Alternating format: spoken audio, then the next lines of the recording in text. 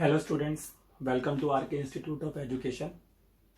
आज हम depression in freezing point class 12th solution chapter से डिप्रेशन इन फ्रीजिंग पॉइंट के ऊपर न्यूमेरिकल्स बनाएंगे। This is one of the colligative property. इसका थ्योरेटिकल पार्ट मैं कवर कर चुका हूँ, उसके लिए आप मेरा प्रीवियस लेक्चर देखिए। आज हम न्यूमेरिकल्स की बात करेंगे।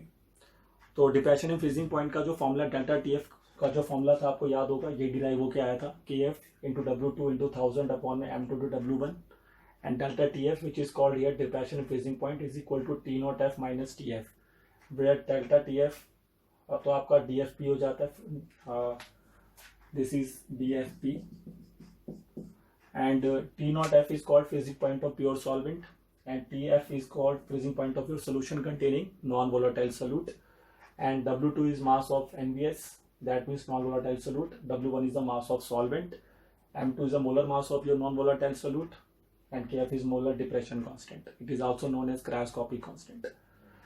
ठीक है, तो ये हमारा फॉर्मूला है और ये हमारा क्वेश्चन है। आइए, क्वेश्चन कहता है 45 gram of ethylene glycol is mixed with 600 gram of water, then find the depression in freezing point and freezing point of your solution. If Kf is given for water, this is the value of Kf of water. Water का Kf और Kb दोनों याद रखिए। Water का Kb 0.52 और water का Kf 0.86, sorry, और 1.86। ठीक है, तो अकॉर्डिंग टू डाटा ये सिंबल्स लिखे हुए हैं, उन्हीं के अकॉर्डिंग मैं लिखूंगा। तो this is your non volatile solute है ethylene glycol. This is W2 45 gram. W2 means mass of non-volatile solute. Solvent is here your water, which is 600 gram. This is a mass of solvent W1, and it is 600 gram. And you need DFP, so then you need M2. M2 means molar mass of your solute, NVS. So what is the formula of glycol? C2H6O2. So 2 moles of carbon, 6 moles of hydrogen and 2 moles of oxygen. तो इसको solve कर लीजिए यहाँ से। तो it is 12 2 24 and 24 plus 6 is 30। ठीक है ना, 12 2 24, 24 प्लस 6 30 एंड 16 2 इज आल्सो 32। तो this is 30 plus 32, that means 62 gram per mole. Okay, तो now apply the formula for the first part. Delta TF is equal to KF into W2 into में 1000 whole divided by M2 into में W1. Put all the values. KF is here 1.86 Kelvin kg per mole. ठीक है, तो all the values. KF is here 1.86, W2 is 45 and into में 1000 divided by M2 is here 62 and last one is here W1 is here 600. तो you have to solve this, तो वो आप कर लेना। ठीक है, मेरे पास आंसर है, मैं डायरेक्ट लिख रहा हूँ। तो डेल्टा TF का वैल्यू यहाँ से आपको मिलेगा 2.25 केल्विन। तो this is 2.25 kelvin is your delta TF depression in freezing point. Now you have to find the freezing point of your solution. तो freezing point of your solution, that means TF, तो T naught F minus delta TF, and T naught F मतलब freezing point of pure water, because solvent is your water. तो water का pure state में freezing point in Kelvin कितना होगा? 273 Kelvin। तो मैं question rough कर रहा हूँ। ठीक है, आप इसका स्क्रीनशॉट ले लो या जो भी, इसको कॉपी कर लो फटाफट पॉज करके। तो आई रिमूव द क्वेश्चन। चलिए, और सेकेंड पार्ट।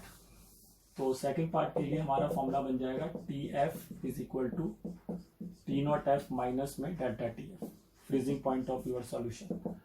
प्योर वाटर का फ्रीजिंग पॉइंट 273.15 होता है, टेक एक्यूरेटली, बट 273 भी चलेगा, एंड माइनस इज 2.25। ठीक है, तो 273 में से 2.25 सब्ट्रैक्ट करेंगे तो you get the answer 270.75 kelvin. तो this is the freezing point of your solution and this is the depression in freezing point. बिल्कुल फॉर्मूला बेस्ड न्यूमेरिकल है, कुछ भी करने की जरूरत नहीं पड़ी आपको, सिर्फ फॉर्मूला लगाओ और आंसर आ गया, देखिए आपके पास। ठीक है, तो इसको कॉपी करिए, फिर कुछ और क्वेश्चंस बनाते हैं। चलिए,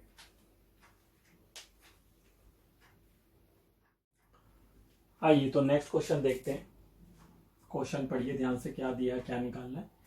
what is the mass of ethylene glycol. इस क्वेश्चन में भी हमारा नॉन वोलेटाइल सॉल्यूट ग्लाइकॉल ही है, लास्ट क्वेश्चन में भी यही था, बट इस क्वेश्चन में इसका मास फाइंड करना है। तो दैट मीन्स इस क्वेश्चन में W2 हमें फाइंड करना है, मास ऑफ योर NVS, जो कि हमने 5.50 kg ऑफ सॉल्वेंट में डाला हुआ है। तो सॉल्वेंट इज हियर 5.50 kg। अब ये kg में है तो हमारे फॉर्मूले में मैंने बोला हुआ है कि W1 इन ग्राम होना चाहिए, तो आप चाहें तो ग्राम में कन्वर्ट कर लें, नहीं तो फिर आप वहाँ से 1000 हटा देना, एक ही बात है। तो हम ग्राम में कन्वर्ट कर लेते हैं, कोई दिक्कत नहीं है। तो इसको हमें 1000 से इंटू करना होगा, तो इट बिकम्स 1000 से, सॉरी हाँ, इसको अगर हम मल्टीप्लाई कर देंगे तो फिर ये आपका बन जाएगा 55 और उसके बाद आ जाएगा इसमें 00 का, ठीक है, 5500 ग्राम। और उसके बाद अब हम यहाँ से निकालेंगे क्या, अब देखिए ध्यान से पढ़िए, उसने बोला कि कितना मास ग्लाइकॉल का हम डिसॉल्व करेंगे, और ग्लाइकॉल का आपको याद है मोलर मास 62 ग्राम पर मोल आया था, तो वो तो वही यूज कर लेंगे। और उसका फ्रीजिंग पॉइंट डालने से कितना कम हो रहा है, पहले पानी का फ्रीजिंग पॉइंट ऑब्वियसली बात है 0 ही होता है, तो डिक्रीज होकर कितना हो गया, -10 हो गया। तो कितने का डिक्रीज हुआ, that is depression in freezing point, हमें फाइंड करना होगा डेल्टा TF। तो डेल्टा TF का फॉर्मूला होता है आपका T0F माइनस में TF, यही होता है। तो T0F is your 0 and minus of -10 you get 10 degree Celsius. But यहाँ पर ये कैल्विन में है, तो आपको इसको कैल्विन में चेंज करने की जरूरत नहीं है, बिकॉज जो डिक्रीज इन जितना डिग्री में होगा उतना ही कैल्विन में भी होगा। अब कोई चीज यहाँ से 10 डिग्री कम हुई है तो ऑब्वियसली बात है कैल्विन में भी 10 डिग्री ही कम होगी, तो उससे हमारे डाटा पे की वैल्यू पे कोई फर्क नहीं पड़ेगा, इसलिए हम इसको सीधा 10 डिग्री से 10 कैल्विन यूज कर लेंगे, कोई दिक्कत नहीं है। समझ में आ रही मेरी बात, भाई डिक्रीज तो उतना ही रहेगा। कोई चीज आप, अब मैंने कोई बोला 100 सेंटीमीटर और 1 मीटर, तो क्या उसकी लेंथ अलग होगी, लेंथ तो सर उतनी ही, आप 1 मीटर बोलो या 100 सेंटीमीटर बोलो, तो वैसे आप 10 डिग्री सेल्सियस बोलो या 10 कैल्विन बोलो, तो यहाँ पर क्या चीज है कि आप यूनिट चेंज कर रहे हैं बट डिक्रीजनेस तो उतना ही रहेगा। अब 10 डिग्री कम हो या 10 कैल्विन कम होगा, सेम बात है। तो इसलिए हम डायरेक्टली इसको यहाँ पर ऐसे यूज कर सकते हैं, ठीक है। तो अब बस आपको फॉर्मूला यूज कर लेना है। तो क्या फॉर्मूला हमारा, delta TF is equal to KF into में W2 इंटू में 1000 डिवाइडेड बाय में क्या आएगा M2 इंटू में W1। तो W1 के लिए अगर हम फॉर्मूला बनाएंगे तो ये हो जाएगा KF इंटू W2 इंटू में 1000 और डिवाइडेड बाय में इसकी जगह पर आ जाएगा M2, और सॉरी हमें W2 निकालना है, सॉरी। तो W2 के लिए फॉर्मूला बनेगा डेल्टा TF इंटू में M2 इंटू में W1 divided by KF into में 1000, ठीक है। अब यहाँ पे आप सारी वैल्यू पुट कर दीजिए, आपका आंसर आ जाएगा। तो मैं इसको रब कर रहा हूँ यहाँ से, ठीक है, या आप क्वेश्चन को कॉपी कर ले, मैं उसको हटा देता हूँ यहाँ से, ठीक है। आप क्वेश्चन को ही हम रिमूव कर देंगे यहाँ से, चलिए। तो ये चीज हटा देते हैं और अब देखिए क्या आंसर आता है। तो डेल्टा TF हमारा हो गया 10 और M2 हमारे पास 62 था, इंटू में W1 हमारे पास आया था कितना 5500 अपॉन में KF हमारे पास है 1.86 और इंटू में 1000। तो इस डाटा को आप सॉल्व कर लेंगे तो आपका आंसर आपको मिलेगा इस केस में 1833.33 का। तो this is the mass of glycol जो आपको वहां पे डिसॉल्व करना पड़ेगा, तो उससे पानी का जो फ्रीजिंग पॉइंट है वो 10 डिग्री सेल्सियस कम हो जाएगा। आ रहा है समझ में? तो इस तरह से आप इस क्वेश्चन को बना सकते हैं। तो इसको कॉपी करिए, फिर आगे बढ़ते हैं। चलिए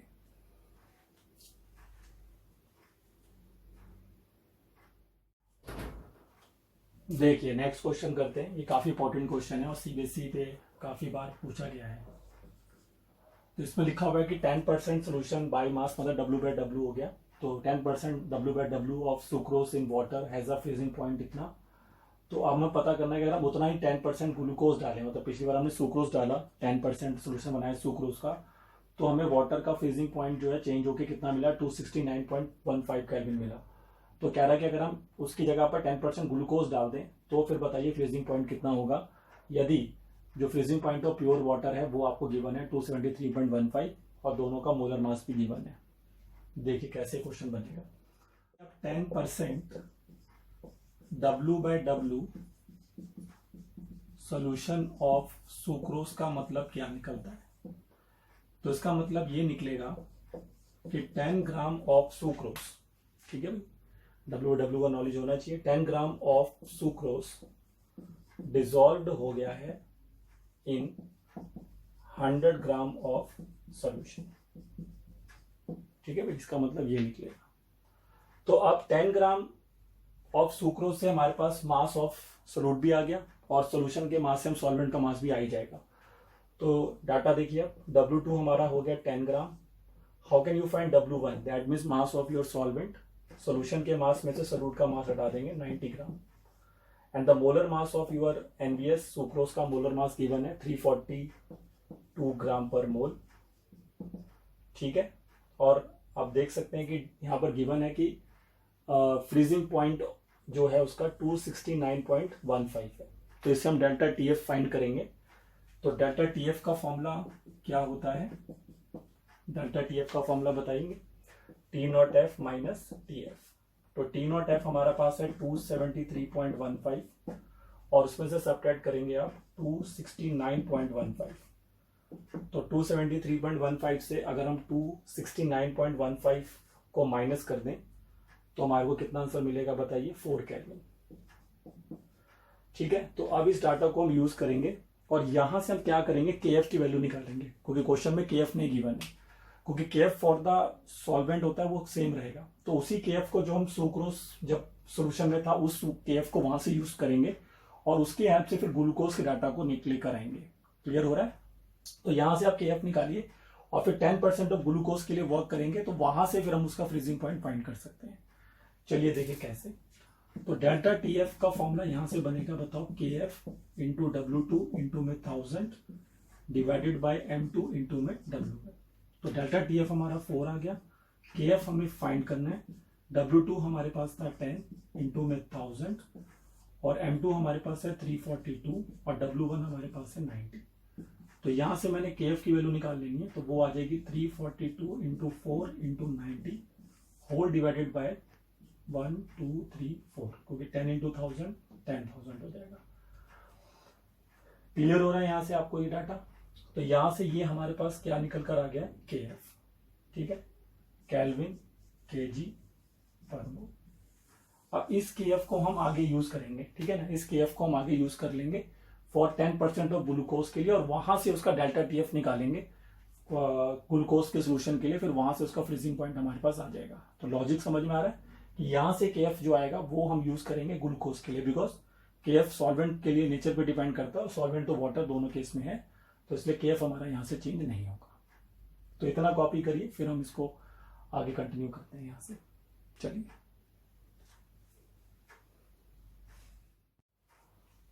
हाँ जी, तो कॉपी कर लिया आपने, तो मैं क्वेश्चन को रब कर रहा हूं ताकि मेरे को स्पेस मिल जाए। तो मैं यहां से क्वेश्चन को रब कर देता हूं।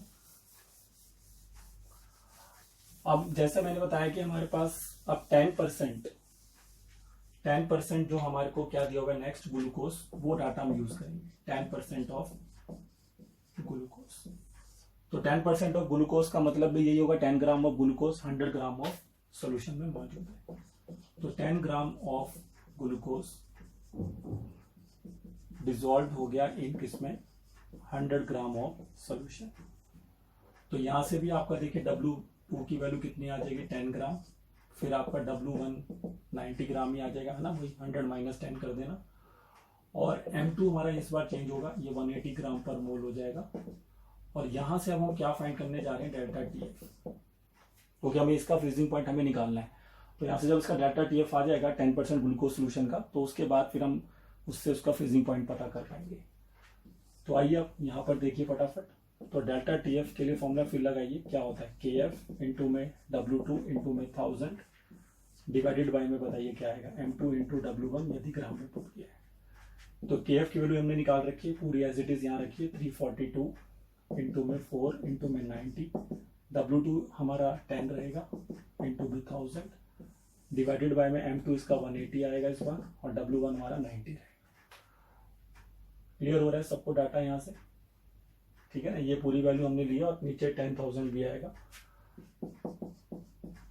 ये क्लियर हो रहा है? ये 10,000 इसका पूरा वैल्यू था ना, 342 4 इंटू 90 बाई 10,000 और उसके बाद का वैल्यू तो हमने एच रखा है। तो ये आप देख सकते हैं, ये पूरा इससे तो पूरा कैंसिल हो जाएगा, 90 से 90 कैंसिल हो गया। तो 342 इंटू 4/180 आपके पास बच रहा है। अब यहाँ से आप डेल्टा टी एफ इसका निकाल लेना।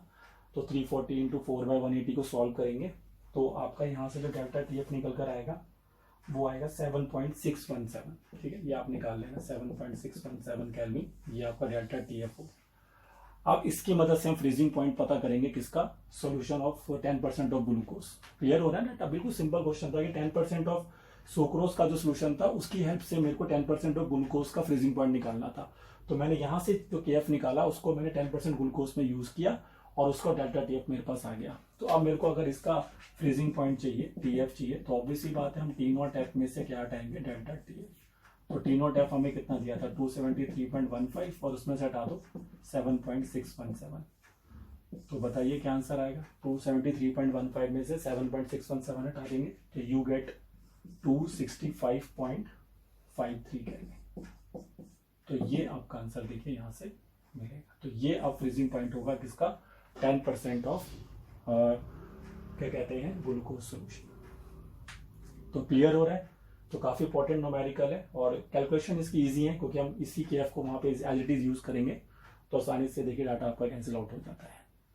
तो इसको कॉपी करिए और फिर लास्ट एक क्वेश्चन आपको करके दिखा देते हैं इसके ऊपर। चलिए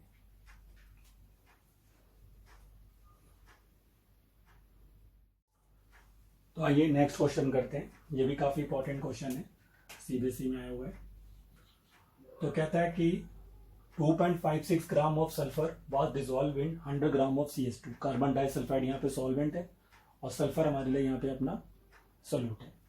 तो W2 की वैल्यू हमारे पास हो जाएगी 2.56 ग्राम और W1 हमारा हो जाएगा 100 ग्राम क्योंकि सॉल्वेंट हो गया हमारे लिए। और इसमें क्या रखा है कि जब हमने सल्फर को 100 ग्राम CH2 में डाला तो freezing point lowered by 0.383 kelvin. This is a delta TF, lowering in freezing point. तो डेल्टा टीएफ की वैल्यू सीधा दे रखी है आपको 0.383 केल्विन और इसका केएफ भी दे रखा है CH2 का 3.83 केल्विन kg पर मोल। तो इस क्वेश्चन में आपको कह रहा है calculate the formula for sulphur SX। मतलब हमें ये X की वैल्यू पता करनी है। जैसे होता है ना किसका मॉलिक्यूल होता है, जैसे फास्फोरस का P4 होता है और अगर आपको थोड़ा बहुत ध्यान आ रहा हो तो सल्फर का एक मॉलिक्यूल में 8 एटम होते हैं उसके, तो S8 होता है। ठीक है, तो सल्फर की वैसे और भी फॉर्म्स होती हैं बट S8 उसका सबसे सिंपल फॉर्म में एलोट्रॉप्स में आता है। तो पढ़ेंगे अपनी पी ब्लॉक एलिमेंट जब पढ़ेंगे तो वहां पर आपको क्लियर हुआ ग्रुप नंबर 16 का एलिमेंट होता है सल्फर। तो फिलहाल अब हो सकता है कि X8 ही होना चाहिए यहाँ पर, but we have to prove it. ठीक है, तो आइए देखते हैं S8 बनता है कि नहीं बनता है, कोई और बनता है। चलिए कैसे हम इस X तक पहुंचेंगे, आइए। तो उसके लिए हमें इसका क्या निकालना है, मोलर मास। तो हमें यहाँ पे बस सल्फर का मोलर मास फाइंड कर लेना है। जब सल्फर का हमारे पास यहाँ से मोलर मास आ जाएगा तो उसकी मदद से मैं ये आप दिखाऊंगा कि X कैसे आ सकता है। तो आप जो फॉर्मूला है मोलर मास के रिस्पेक्ट में लगाए, डेल्टा टीएफ के लिए मत लगाओ, मोलर मास के लिए लगाओ। तो आपका फॉर्मूला ये लगेगा, देखिए M2 equal to KF into में W2 फिर इंटू में 1000 डिवाइडेड बाय में नीचे M2 होता है तो उसके यहाँ पे डेल्टा TF आ जाएगा और इंटू में W1 यदि ग्राम में डाल रहे। ठीक है ना, ये चेंज हो गया, डेल्टा TF यहाँ से आ गया इधर और M2 मैंने उधर भेज दिया ताकि डायरेक्टली मैं फॉर्मूला लगा सकूँ। ठीक है, तो सारी वैल्यू इसमें पुट कर दीजिए और देखते हैं कि M2 कितना आता है यहाँ से। तो KF की जगह पे कितना रखेंगे बताओ। KF is here 3.83, W2 is here 2.56 into में 1000, डेल्टा TF आपको गिवन है 0.383 एंड W1 इज हियर 100 ग्राम। ठीक है, तो 100 से ये कट गया 100, ऊपर 10 बचेगा और अगर हम इसको भी 383 लिख दें और ये 256 तो ऊपर हमारा एक 10 बचा हुआ है, कैलकुलेशन देखिए, और नीचे भी हम इसको 383 लिख सकते हैं। तो इसका डेसिमल हटेगा तो नीचे 100 आएगा, एक डेसिमल 100 इसका वजह से भी आएगा और यहाँ पर मल्टीप्लाई में इसका डेसिमल हटेगा तो ऊपर 1000 आएगा। क्लियर हो रहा है सबको। तो 383 से 383 कैंसिल हो गया और ऊपर भी 4 जीरो नीचे भी 4 जीरो है तो सारा कैंसिल हो गया। तो आप देख सकते हैं M2 की वैल्यू कितनी आ गई आपके पास 256 ग्राम पर मोल। तो this is the molar mass of your sulphur जो आपने उसमें डाला था। अब यहां से हम देखिए X कैसे फाइंड करेंगे। तो अब अगर ये इसका मोलर मास है तो मोलर मास पूरे मॉलिक्यूल कैसे निकालोगे, तो हम कैसे करेंगे। तो X मल्टीप्लाई बाय में क्या आएगा, एटॉमिक मास ऑफ सल्फर। भाई किसी का भी मोलर मास कैसे निकलता है, सभी एटम्स के मासेस को ऐड करेंगे तब जाके उसका मोलर मास बनेगा ना। तो X को अगर मैं मल्टीप्लाई करूंगा किसके साथ, ये मल्टीप्लाई है और दिस इज योर X, तो x को मैं मल्टीप्लाई करूंगा एटॉमिक मास ऑफ सल्फर से, then it is equal to 256 जो कि उसका मोलर मास है। ठीक है, तो यहां से अब हम एटॉमिक मास ऑफ सल्फर कितना होता है 32, तो इधर आ जाएगा 256, तो x की वैल्यू हो जाएगी 256/32। तो x कितना आएगा यहाँ पर आपका 250 से 32 डिवाइड करेंगे तो यू गेट 8। तो x की वैल्यू जो आ रही है हमारे पास यहाँ पर आ रही है 8 आ रही है। ठीक है, वैसे इस क्वेश्चन में molar mass of sulphur given होगा और वो आपको 32 ही देंगे। ठीक है, तो x आपका 8 हो गया, तो इसलिए अब जो सल्फर का यहाँ से फॉर्मूला क्रिएट होगा वो S8 ही क्रिएट होगा। तो इस तरह से ही क्वेश्चन बनाया जाता है। तो इसमें आपको मोलर मास फाइंड करना है और उसकी हेल्प से फिर आप वो x जो है फाइंड कर सकते हैं। आ रहा है समझ में? इजी न्यूमेरिकल है, बस बच्चे को थोड़ा सा ध्यान रखना है कि वो x कैसे आता है यहाँ से। तो इसको कॉपी करिए। एक लास्ट न्यूमेरिकल में और करा देता हूँ, वो भी काफी अच्छा न्यूमेरिकल है, वो भी इसी तरह से ही एटॉमिक मास या मोलर मास रिलेटेड है। तो उसको कॉपी करिए, फिर वो क्वेश्चन कर लेते हैं लास्ट, और फिर आपको काफी आइडिया हो चुका होगा अभी तक कि कैसे हम DFP के न्यूमेरिकल्स को सॉल्व कर सकते हैं। तो फटाफट कॉपी करिए and then we go for last numerical. तो आइए लास्ट न्यूमेरिकल करते हैं, और ये NCERT का ही क्वेश्चन है, तो आप देख सकते हैं बुक में, और काफी अच्छा क्वेश्चन है। और इसको भी बिल्कुल जैसे हमने प्रीवियस क्वेश्चन किया है वैसे ही बनाएंगे, बट इस बार हमारे पास 2 मॉलिक्यूल हैं। देखिए आइए पढ़िए क्वेश्चन को। कहता है कि 2 एलिमेंट्स हैं A और B, वो 2 तरह के कंपाउंड्स बनाते हैं, एक AB2 और एक AB4, और दोनों को बारी बारी से हम 20 ग्राम ऑफ बेंजीन में डिसॉल्व करते हैं। अगर आप 1 ग्राम ऑफ AB2 को डिसॉल्व करेंगे तो डिप्रेशन इन फ्रीजिंग पॉइंट, मतलब लोअर द फ्रीजिंग पॉइंट जो आएगा DFP की वैल्यू आएगी 2.3 केल्विन। और अगर आप 1 ग्राम ऑफ AB4 को बेंजीन में डिसॉल्व करते हैं तो फ्रीजिंग पॉइंट की वैल्यू आएगी लोअर बाय कितना, यानी TFP उसका रहेगा 1.3 केल्विन। तो बताइए दोनों का एटॉमिक मास कितना है A और B का, अगर KF आपको गिवन है बेंजीन का 5.1 केल्विन kg/मोल।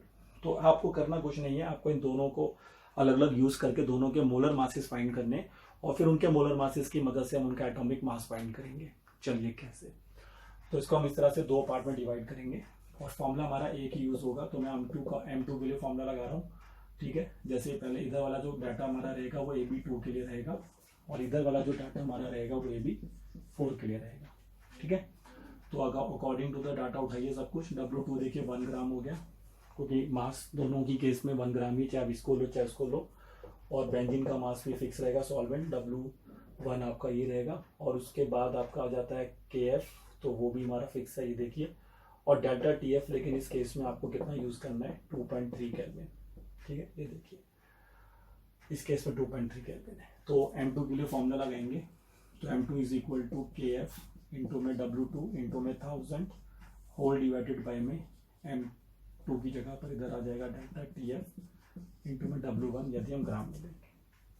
चलिए, तो KF यहाँ पे कितना पुट करोगे बताइए। KF आपका पुट होगा 5.1, W2 आपका पुट होगा 1 इंटू में 1000, और डिवाइडेड बाई में डेल्टा TF आएगा 2.3 और W1 की जगह 20। ठीक है, तो इसको आपने सॉल्व कर लेना है। ये M2 किसका, ये M2 जो हम निकाल रहे हैं ये AB2 का निकाल रहे हैं, तो यहाँ पर आप चाहें तो इसको M2 for AB2 लिख लो। ठीक है, तो ये वैल्यू अगर आप सॉल्व कर लेते हैं तो ये वैल्यू आपको सॉल्व होकर मिलेगी 110.87 ग्राम पर मोल। ये आ गया molar mass of AB2 molecule. अब सेम कॉन्सेप्ट लगाइए AB4 के लिए। तो यहाँ पे W1 W2 तो फिक्स है, W1 भी फिक्स है, सिर्फ यहाँ पर चेंज होगा डेल्टा TF, जो कि इस बार आप लेंगे 1.3 केल्विन। तो सेम फॉर्मूला M2 का यही यूज होगा, मैं डायरेक्ट वैल्यू डाल रहा हूँ, फॉर्मूला यही रहेगा। लेकिन ये जो M2 आ रहा है ये किसका आ रहा है, AB4 के लिए आ रहा है। ठीक है, तो KF फिर से आप यूज करेंगे 5.1 इंटू में 1 इंटू में 1000, इसको कंप्लीटली डिवाइड कर, डेल्टा TF इसका 1.3 है और W1 आपका 20 रहेगा। तो इसको अगर आप सॉल्व करते हैं तो यहाँ से M2 की वैल्यू आएगी फॉर AB4।